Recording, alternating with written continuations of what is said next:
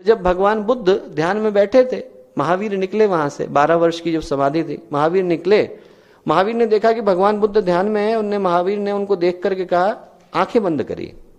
तो आंखें तो बंद ही थी। लोगों ने कहा भगवान जाने ऐसा क्यों बोल रहे हैं, आंखें तो बंद है इनकी। फिर निकले 3 वर्ष के बाद, तो फिर देख करके बोले आंखें बंद करिए।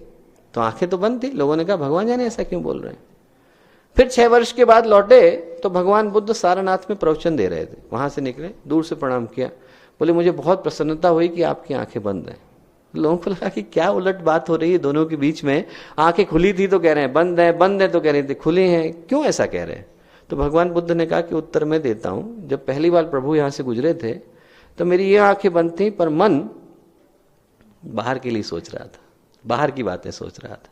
और अब ये आंखें खुली हैं, पर मैं अंदर स्थिर हो गया हूं। जहां हूं वहीं पर ठहर गया हूं, जहां हूं वहीं पर स्थिर हो गया हूं।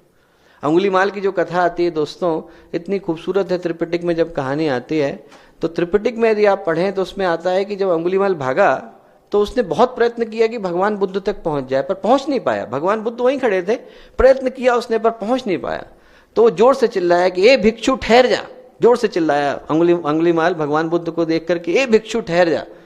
तो भगवान बुद्ध बोले बेटा मैं तो वर्षों पहले ठहर गया हूं, भाग तो तू रहा है, भाग तो तू रहा है, मैं तो जहां हूं वहीं ठहर गया हूं, मैं जहां हूं वहीं पर ठहर गया हूं। तो यदि आदमी की दृष्टि अंदर की तरफ हो जाती है, वो जहां है वहीं ठहर जाता है, तो धारणा शुरू होती है।